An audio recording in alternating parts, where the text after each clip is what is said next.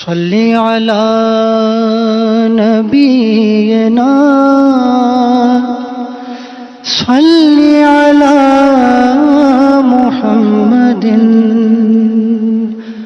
صلی علی شفیعنا صلی علی محمد صلی علی رسولہ الکریم اما بعد فقد قال اللہ تبارک و تعالی فی کتابہ المبین وهو اصدق الصادقین ما آتاکم الرسول فخذوه وما نہاکم عنہ فانتہوا صدق اللہ مولانا العظیم وصدق رسولہ النبی الکریم وبلغنا ونحن من الشاہدین والشاکرین والحمد للہ رب العالمین۔ ہمارے برادران طریقت سے کچھ سوالات موصول ہوئے ہیں، ان کے جوابات عرض کرنے کی آج میں سعادت حاصل کر رہا ہوں۔ ایک بھائی نے استفسار کیا ہے، یعنی سوال کیا ہے کہ کیا 11ویں شریف، 12ویں شریف، 22ویں شریف، چھٹی شریف کرنا جائز ہے؟ تو اس کا جواب یہ ہے کہ یقیناً جائز ہے، اگرچہ کہ سرکار دو عالم صلی اللہ علیہ وآلہ وآصحابہ وسلم کی حیات ظاہری کے زمانے میں 11ویں شریف کا دستور نہیں تھا، 12ویں شریف کا دستور نہیں تھا، 22ویں شریف کا دستور نہیں تھا، چھٹی شریف خواجہ کی چھٹی جسے کہتے ہیں اس کا دستور نہیں تھا۔ صحابہ کے دور میں، تابعین کے دور میں، تابع تابعین کے دور میں، یہ تین زمانے، صحابہ کا زمانہ، تابعین کا زمانہ، تابع تابعین کا زمانہ، ان تین زمانوں کو قرون اولیٰ کہتے ہیں۔ سب سے پہلے، سب سے اول تین زمانے اسلام میں، سب سے بہتر زمانے، سب سے اول زمانے، ان کو قرون اولیٰ کہتے ہیں، اور ان کو خیر القرون بھی کہتے ہیں۔ تمام زمانوں میں بہتر زمانے، اور ان زمانوں کو قرون اولیٰ مشہود لہا بالخیر بھی کہتے ہیں۔ یعنی اسلام میں سب سے پہلے تین زمانے، صحابہ کا زمانہ، تابعین کا زمانہ، تابع تابعین کا زمانہ، ان تین زمانوں کے تعلق سے سرور کونین صلی اللہ تعالی علیہ وآلہ وآصحابہ وسلم نے فرمایا کہ خیر القرون قرنی ثم الذین یلونہم ثم الذین یلونہم، کہ تمام زمانوں میں بہترین زمانہ میری حیات ظاہری کا زمانہ ہے۔ یہی زمانہ صحابہ کرام رضوان اللہ تعالی علیہم اجمعین کا بھی زمانہ ہے۔ سرکار دو عالم صلی اللہ علیہ وآلہ وآصحابہ وسلم کی حیات ظاہری کا زمانہ اور صحابہ کرام کا زمانہ۔ حضور فرماتے ہیں کہ خیر القرون قرنی، سب زمانوں میں بہتر زمانہ میرا زمانہ ہے، جس میں میں حیات ظاہری کے ساتھ دنیا میں ہوں۔ وہ زمانہ سب سے بہترین زمانہ، یہ صحابہ کا زمانہ کہیے یا سرور کونین صلی اللہ علیہ وآلہ وآصحابہ وسلم کی حیات ظاہری کا زمانہ۔ پھر اس زمانے کے بعد کا زمانہ تابعین کا زمانہ، اور تابعین کے زمانے کے بعد کا زمانہ ہے تابع تابعین کا زمانہ۔ یہ تین زمانے قرون اولا کہلاتے ہیں، اور ان کی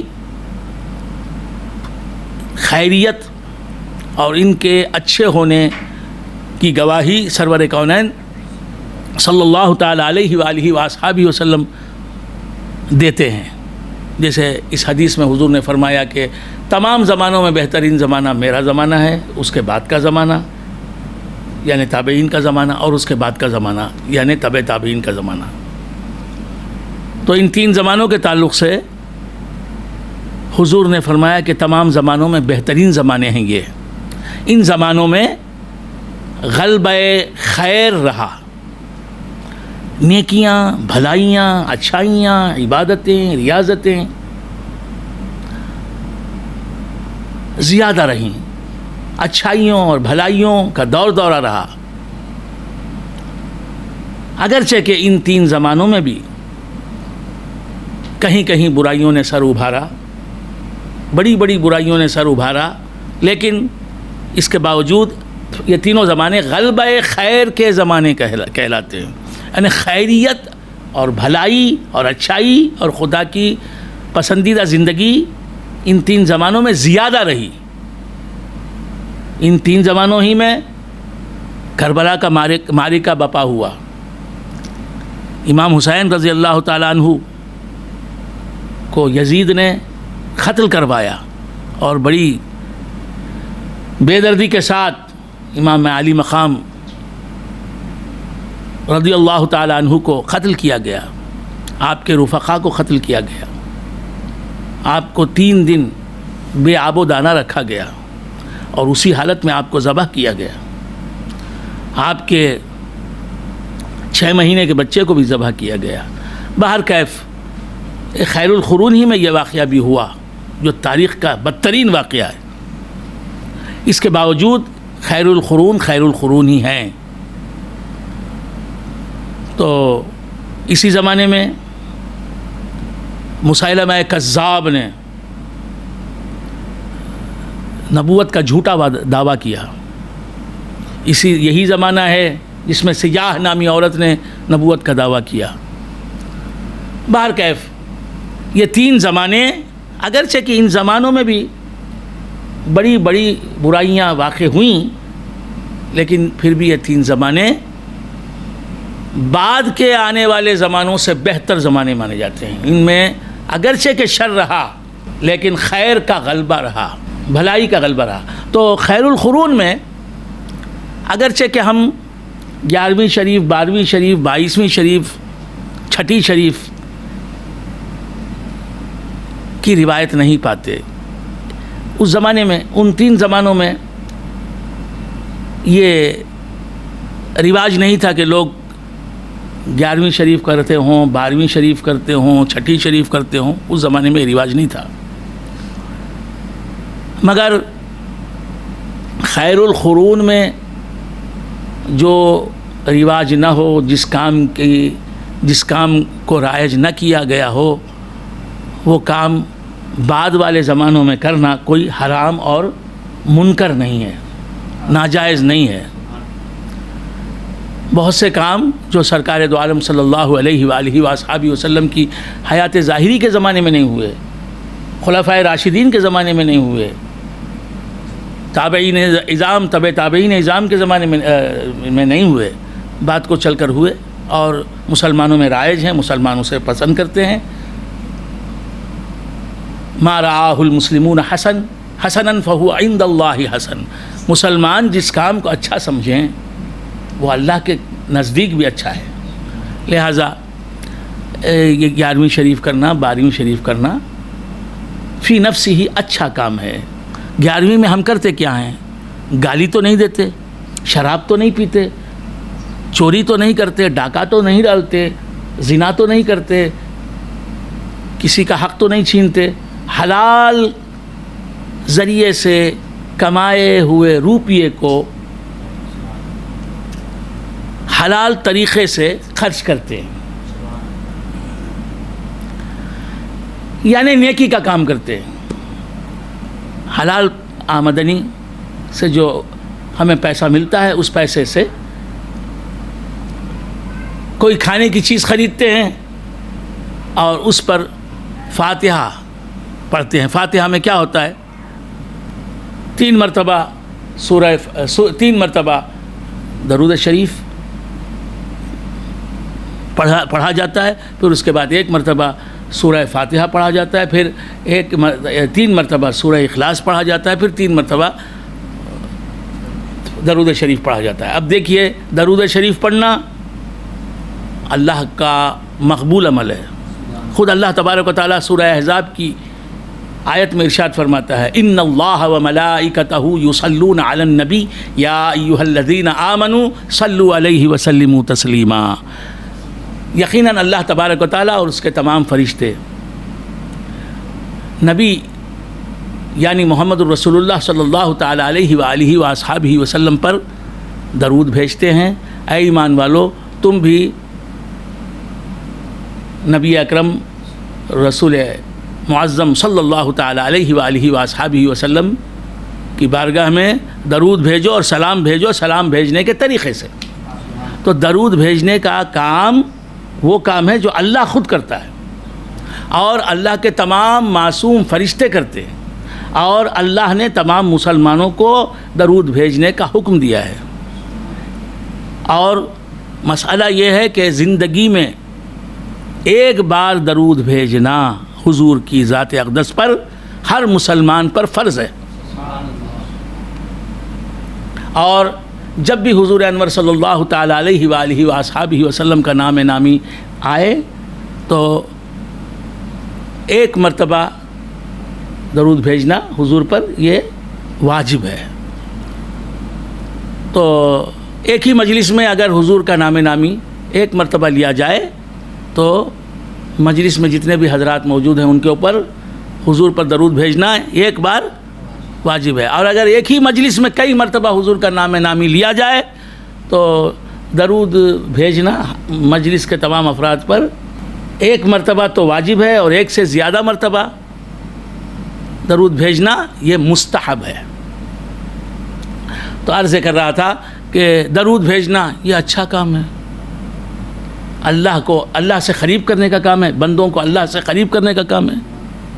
اور پھر اس کے بعد اللہ تبارک و تعالیٰ فرماتا ہے فَقْرَؤُوا مَا تَيَسَّرَ مِنَ الْقُرْآنِ. قرآن کا جتنا بھی حصہ تم پڑھ سکتے ہو پڑھو. قرآن کو پڑھنا پسندیدہ عمل ہے، اللہ کا پسندیدہ عمل ہے. حضرت امام احمد بن حنبل رضی اللہ تعالیٰ عنہ نے خواب میں اللہ تبارک و تعالیٰ کی زیارت کی. خواب میں حضرت امام احمد بن حنبل رضی اللہ تعالیٰ عنہ نے اللہ تبارک و تعالیٰ کو دیکھا، خواب میں دیکھا. اللہ تبارک و تعالیٰ کو خواب میں دیکھنا ممکن ہے، یہ عقیدہ ہے اہل سنت و جماعت کا. یہ موقف ہے تمام علماء اہل سنت و جماعت کا کہ اللہ تبارک و تعالیٰ کو اسی دنیا میں خواب میں دیکھا جا سکتا ہے. تو حضرت امام احمد بن حنبل رضی اللہ تعالیٰ عنہ نے خواب میں اللہ تبارک و تعالیٰ کو دیکھا، اللہ کی زیارت سے مشرف ہوئے. حضرت امام اعظم ہمارے امام ابو حنیفہ رحمۃ اللہ علیہ نے 100 مرتبہ اللہ تبارک و تعالیٰ کی زیارت کی خواب میں. تو حضرت امام احمد بن حنبل رضی اللہ تعالیٰ عنہ نے اللہ تبارک و تعالیٰ کی زیارت کی خواب میں، اور اللہ تعالیٰ سے سوال کیا کہ مولا تیری نظر میں افضل عبادت کون سی ہے؟ تو اللہ تبارک و تعالیٰ نے فرمایا قرآن کی تلاوت قرآن.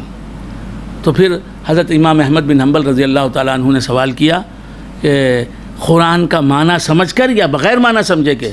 فرمایا اللہ تبارک و تعالیٰ نے جواب دیا کہ معنی سمجھ کر کوئی تلاوت کرے قرآن کی، یا معنی نہ سمجھ کر کوئی قرآن کی تلاوت کرے. قرآن کی تلاوت افضل عبادت ہے. تو ہم سورہ فاتحہ پڑھتے ہیں، اور یہ سورہ فاتحہ قرآن کا ایک حصہ ہے. اور پھر اس کے بعد سورہ اخلاص 3 مرتبہ پڑھتے ہیں. حدیث میں آیا کہ جو 3 مرتبہ سورہ اخلاص پڑھے اسے پورے قرآن کے پڑھنے کا ثواب ملتا ہے. تو 3 مرتبہ ہم سورہ اخلاص پڑھتے ہیں، قرآن پڑھتے ہیں. قرآن پڑھنا کون سا گناہ کا کام ہے؟ پھر اس کے بعد 3 مرتبہ سرور کونین صلی اللہ تعالیٰ علیہ وآلہ وآصحابہ وسلم پر درود بھیجتے ہیں. ایک نیکی کے ساتھ دوسری نیکی کو جوڑ دینا نیکی کو دگنا کرنا ہے. زیادہ نیکی، ایک نیکی کرنا نیکی ہے اور ایک نیکی اس کے ساتھ جوڑ دی گئی تو زیادہ نیکی ہو گئی. پلس انٹو پلس کیا ہوگا؟ پلس ہوگا. Plus into plus plus. سرور کونین صلی اللہ علیہ وآلہ وآصحابہ وسلم پر درود بھیجنا یہ نیکی کا کام ہے. اس پر سورہ فاتحہ پڑھنے کا کام کیا تو اور نیکی بڑھ گئی، ثواب بڑھ گیا. پھر اس کے بعد سورہ اخلاص 3 مرتبہ پڑھنے کا کام کیا، ثواب اور بڑھ گیا. پھر اس کے بعد درود شریف پڑھنے کا کام کیا، ثواب بہت بڑھ گیا. تو plus into plus plus, plus into plus minus کیسے ہوگا؟ تو نیکی کے ساتھ نیکی کو جوڑ دینا نیکی کو بڑھانے کا کام ہے. جسے فاتحہ ہم کہتے ہیں، جسے ہم فاتحہ کہتے ہیں، اس میں ہم ایک نیکی نہیں کرتے بلکہ کئی نیکیاں کرتے ہیں. جب ایک نیکی کرنا ہی اچھا کام ہے تو کئی نیکیوں کو انجام دینا، بجا لانا، یہ تو اور اچھا کام ہے. تو فاتحہ میں ہم کیا کرتے ہیں؟ بہت سی نیکیاں کرتے ہیں. اور یہ جو بھی نیکیاں ہم فاتحہ کے عنوان سے کرتے ہیں، یعنی درود شریف پڑھنا، سورہ فاتحہ پڑھنا، سورہ اخلاص پڑھنا، پھر درود شریف پڑھنا، یہ سب نیکیاں اللہ سے قریب کرنے والی چیزیں ہیں اور ان کا حکم اللہ نے عنایت فرمایا ہے. تو ہم کیا کرتے ہیں کہ کوئی حلال چیز خریدتے ہیں کھانے کی اور پھر اس کے بعد اس پر سورہ فاتحہ، درود شریف، سورہ اخلاص پڑھتے ہیں. یہ جو نیکی ہم نے کی، قرآن شریف پڑھنے کی نیکی کی، درود شریف پڑھنے کی نیکی کی، اور کھانا جو ہم نے خریدا کھلانے کی نیت سے مسلمانوں کو،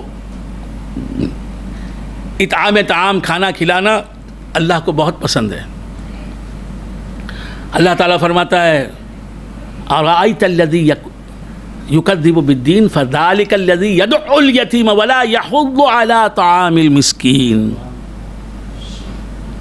اے حبیب، کیا تم نے اسے نہیں دیکھا جو دین کی تکذیب کرتا ہے، دین اسلام کو جھٹلاتا ہے؟ اور وہ شخص وہ ہے جو یتیم کو جھڑکتا ہے، دھکے دے کے نکال دیتا ہے.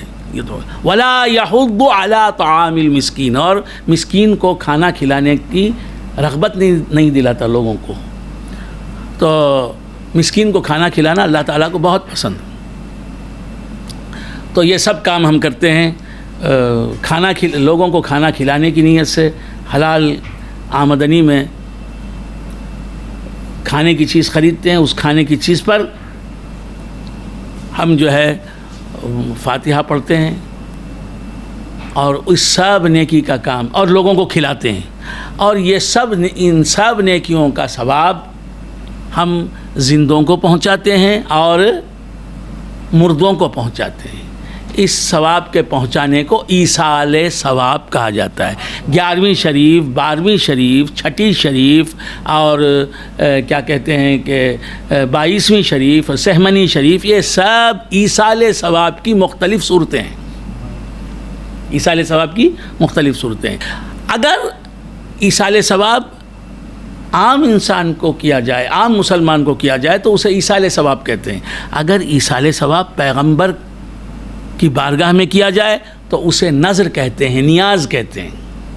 اگر کسی ولی کی بارگاہ میں ایصال ثواب کیا جائے، اپنی نیکیوں کا ثواب کسی ولی کی بارگاہ میں پہنچایا جائے، کسی ولی کو پہنچایا جائے تو اسے ایصال ثواب نہیں کہتے، اگرچہ کہ ہے وہ ایصال ثواب ہی، لیکن نام اسے دیا جاتا ہے نیاز کا، نذر کا.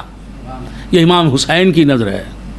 یہ فاتحہ امام حسین کی ہے، یہ نذر امام حسین کی ہے، یہ نیاز امام حسین کی ہے. یعنی ہم نے یہ جو کچھ نیکی کی ہے اس کا ثواب امام حسین کی بارگاہ میں ہم پہنچا رہے ہیں. یہ امام حسن کی بارگاہ میں نذر ہے، یہ امام حسن کی نیاز ہے. یہ ابو علی شاہ قلندر پانی پتی رحمۃ اللہ علیہ کی نیاز ہے. نیاز بھی کہتے ہیں، فاتحہ بھی کہتے ہیں. یہ ابو علی شاہ قلندر پانی پتی رحمۃ اللہ علیہ کی نیاز ہے، یہ فاتحہ ہے. تو فاتحہ، نذر اور نیاز یہ بالکل جائز ہے.